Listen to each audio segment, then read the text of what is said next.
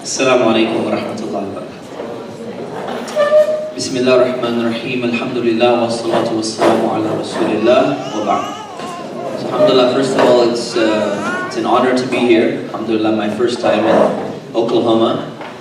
Inshallah, hopefully not the last time. Inshallah. So I've been asked to speak a little bit about my story.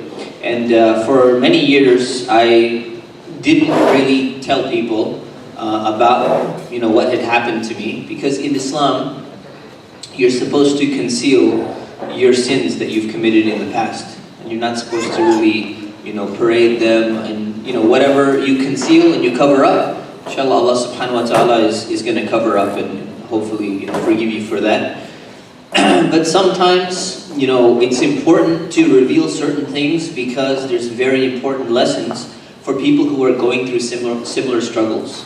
So when I read the autobiographies of people like Muhammad Asad, or Jeffrey Lang, or any other scholars, Ghazali and other people, I found a lot of answers in those biographies. And then I thought, maybe perhaps there's something in my experience that someone could potentially benefit from, because what I went through is actually, it's not as uncommon as people would expect. And there's a lot of young people going through similar things. So I get calls every week from parents who are saying, my son is going through a phase of being an agnostic or an atheist, doesn't really know what reasons why they want to remain Muslim. So that's pretty much the premise of why I'm sharing my story, inshallah. So there could be some relating there, and perhaps someone can find some benefit, inshallah. So I was born in 1981 in Cerritos, California, which is in Orange County.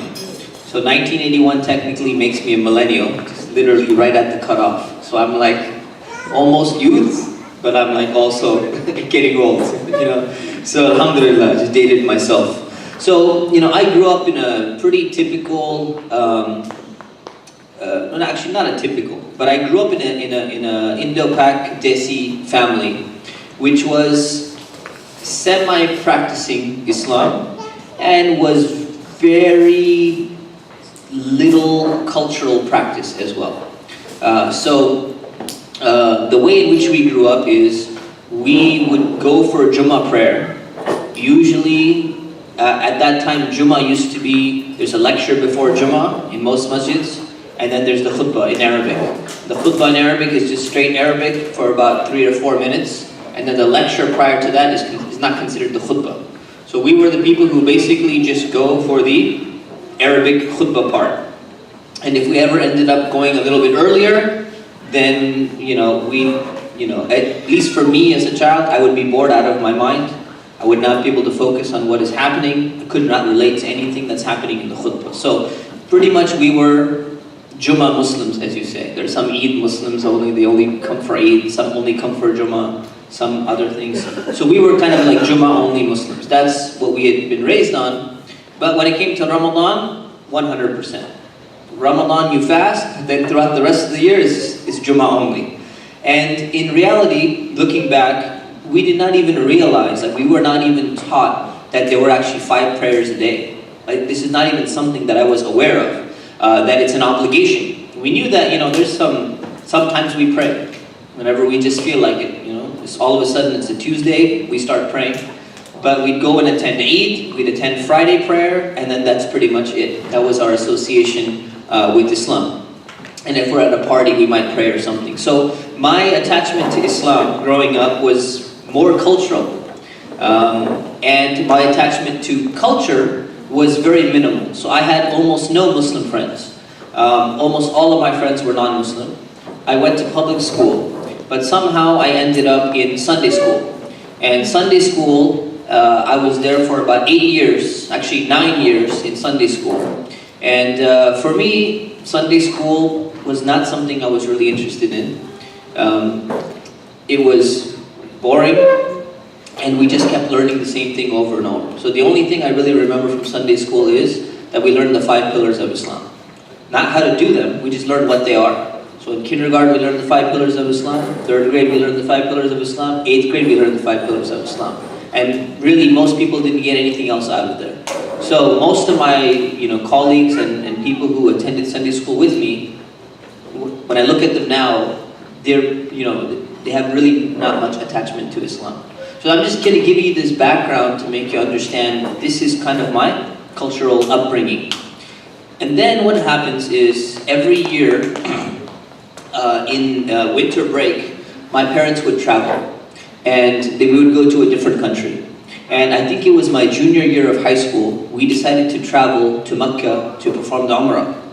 And when I went for Umrah, the first time, we traveled to many other countries, but seeing Arabia, seeing Makkah and Medina, where people, the adhan is called 5 times a day, people close their shops, and everyone goes for the masjid, this was just a culture shock for me. It was something that I felt that there was some beauty in this. So when I went there, I encountered a few people who were in our tour group who were, a little bit older than me, but kind of like my age. And they were actually people who were very interested in Islam. So one of the people mentioned to me, one of the boys mentioned to me, he says, hey, why don't you take Islam more seriously as a religion? And I said, I don't know anything about this stuff. He said, well, you should try to learn. So the person basically motivated me and says, hey, you should try to learn more about this religion that you're following. And I said, yeah, that makes sense because I don't really know much about this religion. So he says, he told me something interesting. He said that you should read a translation of the Quran. And up until this point, we were always taught that you should read the Quran in Arabic. No one really said you should ever read the translation of the Quran. We were supposed to just memorize some surahs in school, and you're not supposed to really read or try and reflect on it. I said, that's an interesting idea, that makes sense. And then he said, there's the second book you need to read. It's called Sahih al-Bukhari. He says, this is the hadith of the Prophet, peace sallallahu alaihi wasallam, and this is the second most authentic book after the Quran. And you want to make sure you get this book. So I said, okay, great. So I went to the bookstore in Makkah, I bought a translation of the Quran, I bought a 9-volume copy of Sahih al-Bukhari, threw it in my backpack on the airplane, chugged it back and brought it home, and I started reading. And alhamdulillah, it became very motivating. And I said, this is really good. And I said, this is authentic Islam. Like, my parents' teachings and the teachings of the other Muslims around me, this is just their cultural understanding of Islam. But I was told that this is the authentic stuff. So I realized that, I said, okay, you know what? This is something that other people are not reflecting on. This is what true Islam is. And the little that I read, I said, this makes sense now. I'm going to try and practice this. I'm going to follow it. So I became very interested in Islam in my junior year and in my senior year. And I started practicing. And I started praying. But I did not have any teachers. I did not have any scholars. I did not have access to any imams. I did not really know what I'm doing. I'm just reading hadith and reading Quran on my own. So what ended up happening was, I started shifting and making Islam to whatever makes sense to me. So for example, I didn't like the fact that everyone prays in Arabic and we don't know Arabic, so we don't know what we're saying. So I said, I'm going to start praying in English. So I started praying in English instead. Sometimes I would be late. I said, Fajr prayer is so early, don't want to get up. So while I'm driving to school, and I'm still in high school, so while I'm driving to school, if I'm late, I'll just pray while I'm driving. Very dangerous, don't recommend that, okay? So I would just say, and Allah should accept from me because at least there was a sense of arrogance when you look back, right? At least I understand what I'm saying, where all these other people, they've been, reading the same prayer and they don't even understand what they're saying. So that was kind of my state of mind. I had a love for Islam. I was going and telling everyone else about Islam. I was looking at, scientific miracles on the internet and everything. But at the same time, I was just reading everything on my own. I had no really true understanding of, how to interpret these texts and these materials and how to really understand Islam. So then what happened, this is in high school. So everything's going good. I'm showing interest in Islam more than my parents. And then what ends up happening is that I start to encounter certain hadiths in the Bukhari collection that I'm reading and they just don't make sense. And I can't comprehend that. I can't understand, this doesn't seem to make sense to me. So I go and start searching different websites online, and I come across a website of a group of people known as the submitters. And the submitters are basically people who say that we are Quran-only Muslims, Quraniyun. We don't accept hadith, because the hadith is weak, and the hadith is this, and Imam Bukhari was such and such, and you say, see all these hadith that don't make sense to you? This is not part of true Islam. You're only supposed to read the Quran, and we're not supposed to follow hadith. So I got kind of sucked into that movement, and became a Quran-only Muslim. Because some of the hadith weren't making sense, so I just dumped all of them, and ended up becoming a Quran-only Muslim. So that was my state until I got to college. When I got to college, I went to UC Irvine, and I was a computer science major. I was living in the dorms, first time, freedom, don't have to have my parents on my back and telling me what to do and everything. And most of my friends, UC Irvine, University of California, Irvine, it has a nickname, a little bit racist nickname, but the nickname is the University of Chinese Immigrants, right? And why? Is because there's so many Asians from China, from Vietnam, from Korea. They're all born in America, but it's known for that. So what that means is that most of my friends were Asian. In high school, most of my friends were Asian. When I say Asian, I don't mean like Indian, Pakistani, I mean East Asian. Vietnamese, Chinese, Taiwanese, Japanese. So most of those people from that culture, their parents don't really follow religion due to communism, due to many other factors. So most of them, they're not religious at all. They're not Christian, they're not Jew, they're not anything. So I was hanging around with these people in my college dorm in my early years, and I took a class on philosophy. And that philosophy class was about critical thinking. And I remember in the class, our professor, very staunch, openly avowed atheist, he started asking certain questions. And the way he asked them really shocked me. So he said, here is a survey of what people in America believe. So then he says, 23% of people believe in the tooth fairy. And everyone's laughing. That's so ridiculous. Adults still believe in the tooth fairy. And then he said, 17% of people believe in demons. And for demons, I heard like jinn. And usually in the Muslim community, when you hear jinn, anytime someone's going through some crisis or family problem or something, it's very quickly attributable to jinn. It's got to be a jinn problem, right? So I'm very skeptical about jinn at that time, the claims and all of that stuff. So everyone starts laughing. And then he said, let me ask you a question. He said, how many of you, basically what he's showing is that these are all outdated beliefs. People believe in the tooth fairy, and they believe in leprechauns, and they believe in this, and they believe in that. And he said, how many of you still believe in God? Still believe in God.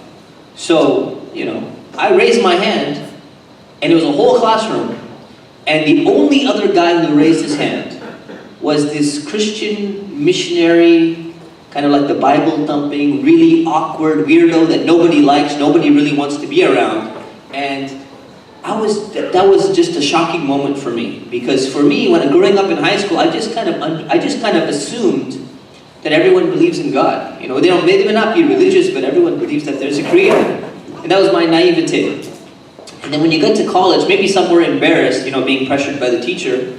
I found the entire class, nobody raised their hand or were confident enough to raise their hand in front of their atheist teacher, except me and then this weirdo, Christian guy. And I started thinking, what's wrong? Maybe there's something wrong with me, because this guy's definitely weird, and nobody else believes in God. This is something strange. So then I started reading this book. And what I ended up doing was, I made a mistake that a lot of Muslims do. And that is that I said, okay, I'm going to debate this professor. I'm going to show this guy that God does exist. And I'm going to prove it to him. So I really started reading the book that he assigned in class. And then I went to Barnes & Noble and I bought a book on atheism. It's called Critiques of God, the Best Arguments Against God. I said, I'm going to read this and I'm going to prove this guy wrong. Because I was zealous about Islam. So I started reading the book, assuming falsely that I had a very good understanding of Islam. So now I'm going to go and get a good understanding of atheism. I'll compare both of them, and then I'll show that this one is right and this one is wrong.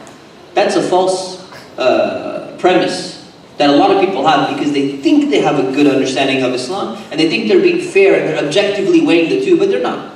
Right? So I started reading this book, and I realized I cannot respond to many of these arguments.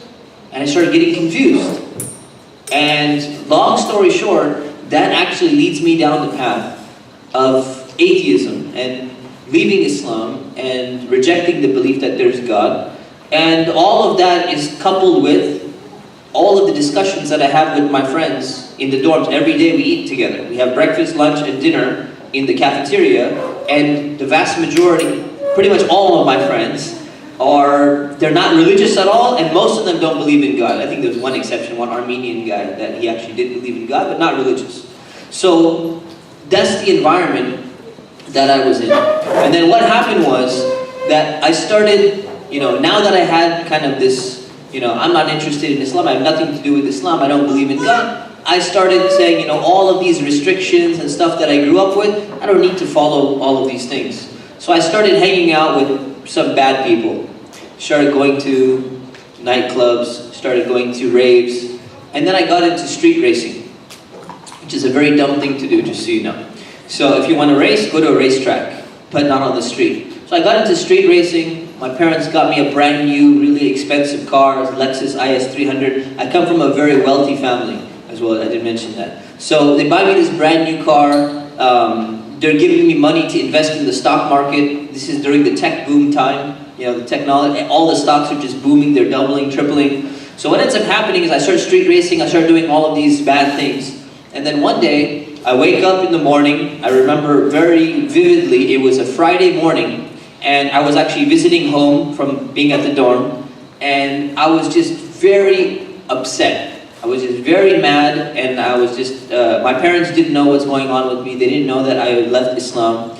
And I wake up and I go and I check the stock market, and I found out that the stocks that I bought, Juniper Networks, had literally gone down 50%. There was a stock market crash on that specific day. So I lost a lot of money on that day. I was trading on margin, which is haram anyways, but I had a margin call coming. And then my parents called me on the phone in the house and say, you should take out the trash. And I'm a rebellious teenager, understand where I'm coming from. And a lot of people can relate to this. And I'm really upset, and I don't want to, so take out the trash. I never take out the trash in my life. You're going to tell me to take out the trash today. So I decide at that moment, I'm just sick and tired of this. I'm running away from home. And I had more than enough money that my parents had given me to save up and invest in all of these things. So I jump in my car, I get all my clothes, I have my bank account, my credit card and everything, and I decided I'm just going to drive south, maybe to San Diego, maybe across the border to Mexico. I'm running away from home and I'm never coming back.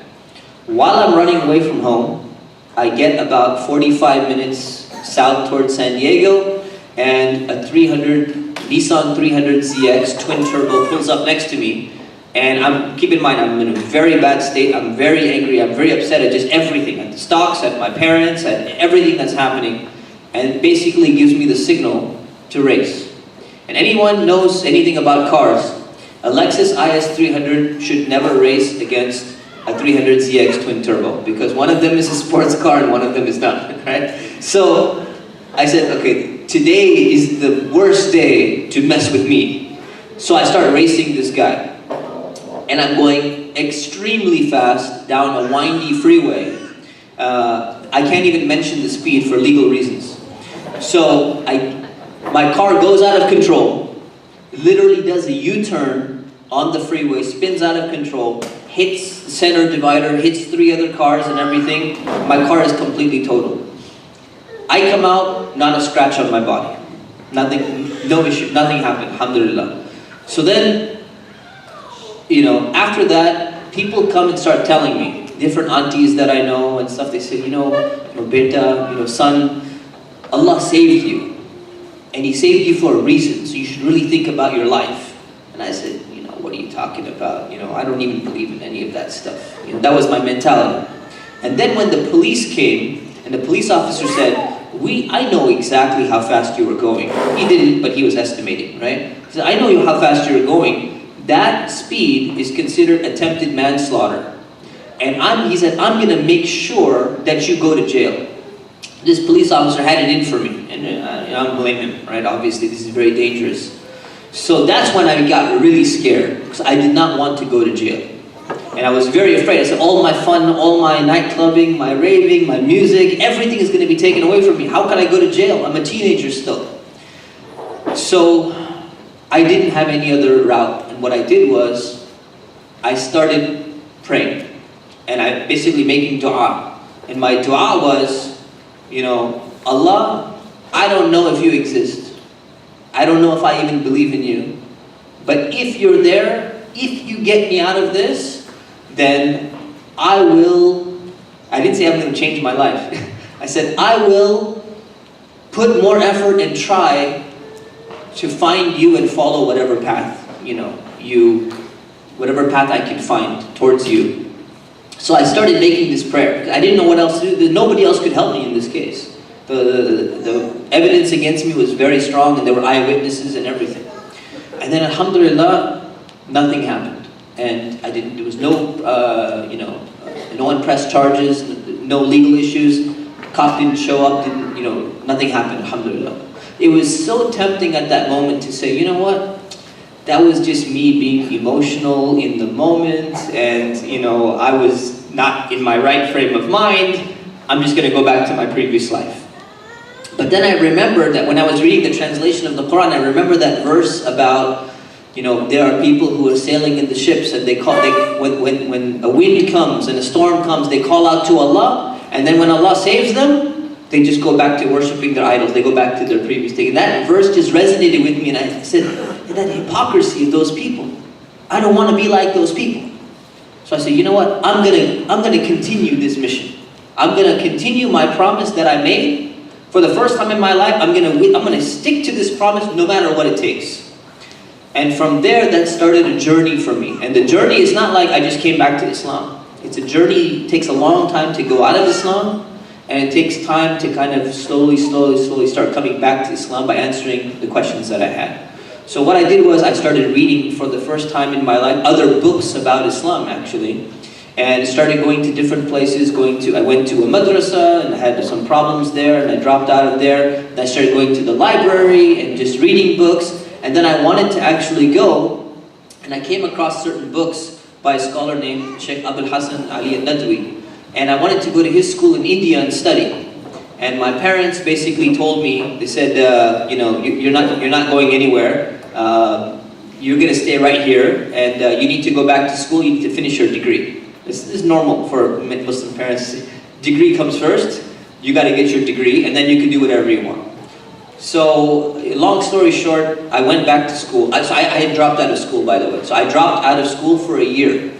And I was just trying to gather Islamic knowledge. I was attending classes here, classes there. Eventually, some people couldn't answer my questions. I just used to go to the library every single day, and I would just read books about Islam in the library.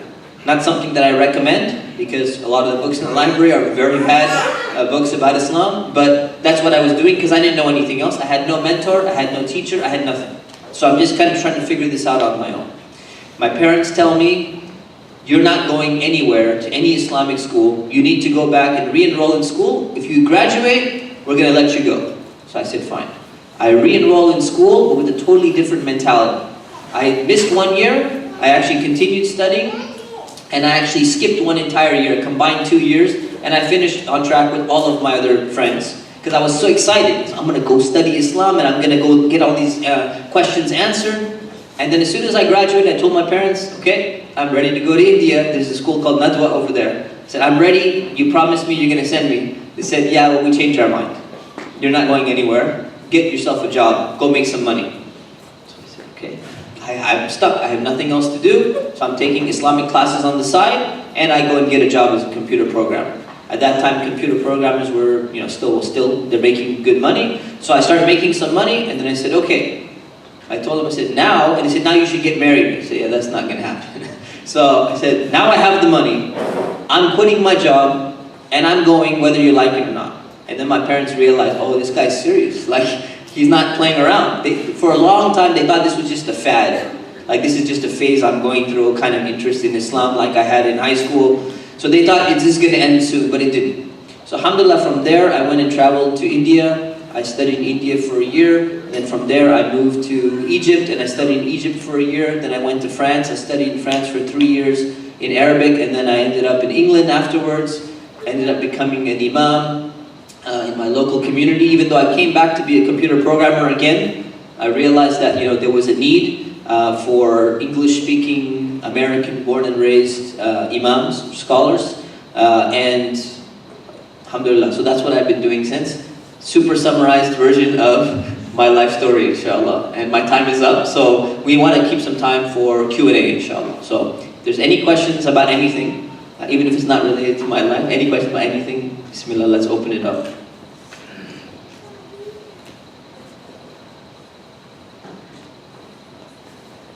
What happened to the driver of the other car? Of the other cars that I hit? No, the 300ZX. Oh, 300ZX? Yeah, he got away actually. Oh. So, yeah, alhamdulillah, he got away. He won that race. So, alhamdulillah, I've gotten over it since then. Alhamdulillah. Yes. What did you study? In India? So I was studying the Islamic Studies, the studies of tafsir and fiqh and hadith and all the subjects you really need to have a well-grounded foundation in Islam. Did you study there something which you can't study here in America? So that's a good question. So did I study something there that I can't study in America? At that time, the availability or the resources to actually study Islam at a deep level, at a kind of scholarly level, was very limited. There were really not many resources around here outside of basic introductory classes. Or at least I didn't know about them, I still don't really know about them. Now that's changed in America. But yeah, in a sense that pretty much everyone who wanted to study Islam at a more higher level, outside the Western academic pursuit, they pretty much traveled to another country, Azhar or Medina University or some place in India or Pakistan or something like that. So that depth of knowledge was not really available in America at that time. And now I think it has changed. Now I think the core foundational level can be acquired in America without going. And then if you want to specialize in that field, then there's a lot of good scholars in different parts of the world. Yes. What are the basic atheist arguments and how can you answer? Good question. So what are the basic atheist arguments and responses to them? So the number one argument for atheists is what's called the argument from evil. That is, why do bad things happen in this world? All right? And that's based on a false assumption. And the false assumption actually comes from atheists actually, criticizing Christians. And they say, okay, Christians say God is all good. All right? This is something that they say God is love and God is all good. They say if God is all good, why does evil exist then? So they come up with these dualists, they come up with these answers, and the answers they're not very convincing to people. So they say, well, evil is just the absence of good, so it just means less good on a different scale and all of that stuff. In Islam, it's quite simple. It's not even a complicated argument. It's that, look, God created everything. He created this world, and the reason why we're here is we're here to be tested. Okay? You can't be tested if there's not evil in the world. If bad things don't happen, then there's no test. If this world is paradise and only good things happen, and every time someone was going to do something bad, God would have to come and stop that person, then there's no test in life. Right? And just because Allah created the test doesn't mean that He is evil or intrinsically evil or that He doesn't exist. Right? So most atheists who are intellectuals, they say that this is not a very strong, this atheist argument about evil is not a very strong argument, but it's an emotionally strong argument. Because when people are going through something in their life, they want to start blaming someone. And they end up blaming God and they say, okay, because of this, you made this, why did God have to do this to me? Okay, God doesn't exist.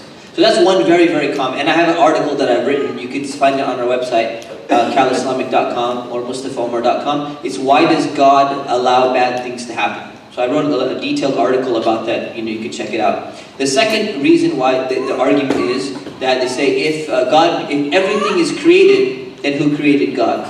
So that's the second answer. The second argument. The second argument, the answer is nobody. Simply nobody. Why? Because you phrased the question wrong. The reality is, everything that is temporary and everything that is created has been created. God has not been created. He's the first and the last. And if you said that everything has to have a creator going back, you'd have an infinite series. You would never be able to get to the point where you're at right now. So that's number 2. And then number 3, they say everything in this world that you see that looks like it's ordered and has design and everything, it's all chance. Everything just happened out of chance. The theory of evolution, all of these cells randomly just came together and started evolving over a period of time, and we just struck the lottery, basically. Everything you see, we have 100 trillion, cells in our body. All these cells have these detailed, organization, the way that it functions. It's all just randomly came together. To believe in that random chance coincidence is like believing in absolute miracle. Like, it really takes a leap of faith. So the real rational position is to actually believe that there's an intelligent designer. And a lot of people have actually come back. Interestingly, that book that I told you about, Critiques of God, Atheist Arguments, one of the atheists in that book, who was writing for 50 years against God, his name was Professor Anthony Flew. He, in 2004 or 2008, he changed his mind after 50 years of writing books on atheism, and he said, I believe in God. I mean, that's a huge thing. This guy converted back, and he was a very prominent atheist in the world, right? So these are the top 3 arguments. Yes? For the Muslim youth, those are exposed to biology, specifically books, the self-issue of Dawkins. Dawkins, yeah. Yeah, and how science as a methodology is mixed with atheism and theology. Do you have any books that you can suggest that we can give them? Yeah, so these are called the new atheists. So you got Dawkins, and you got Sam Harris, and you got these other guys. These are a different group of people who, are in the field of science, but when they write their books, they're like preachers, basically. They're like missionaries for atheism, and their science, it looks like they're using science to prove their argument, but they're not. Right? They're really not. So, books that I would recommend to respond to these people, one of them is a book called God, Islam, and the Skeptic Mind. It's a very good book, which responds to a lot of their arguments. Get the second edition, not the first edition. It has more updated arguments. So that's one of them. And if you email me, I can send you more, inshallah. That's probably the best one for starters, inshallah. Any other questions? Yes? Yeah. So did you feel like your decision to travel the world and go to different countries kind of happened naturally? Because God willed it, based on you making the decision, or how did that come about? So how that came out for me was basically, I was someone who always asked a lot of questions, right? And oftentimes I wouldn't get answers that were satisfying to me. So when I made that commitment and that promise, I said, I'm going to go wherever it takes to get answers to these questions. And I'm going to spend whatever money I have or whatever effort I have. It doesn't matter if I die in the process. This is my commitment, my promise that I've made. So I didn't really know exactly where I was going. So I would just keep on asking people, and some people would tell me, you should really go to this country, you should really go to that country. But when I was in that country, someone said, oh, if you're having this challenge in this country, you should go to this other country. That's the place to go. Egypt is the place to go. When I went to Egypt, I had my issue in Egypt was, after a lot of time, I said, the people here don't speak classical Arabic. And for me to get my Arabic to a very high level, so I can be reading these high-level books in Arabic, I said, I'm not naturally acquiring that Arabic because they speak a colloquial, Ammiya type of Arabic. So someone mentioned to me, he's interesting, he's a friend of mine now, so he's a guy in Egypt, he was doing a PhD in Azhar.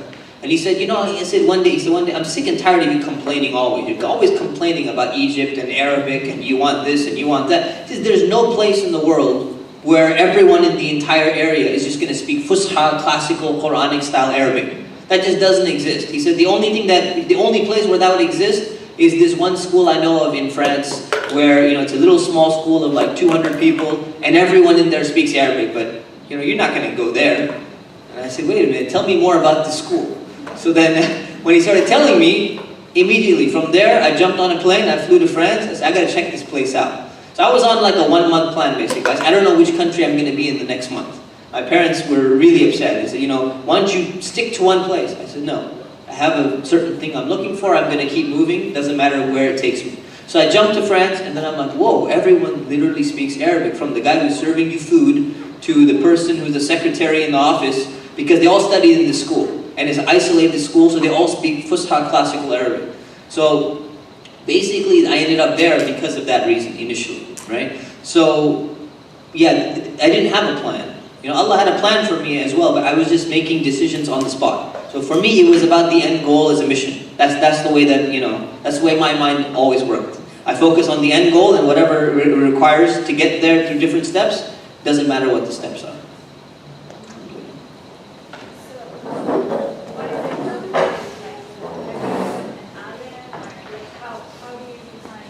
Right, so the terms alim and shaykh and all of that, they're kind of relative.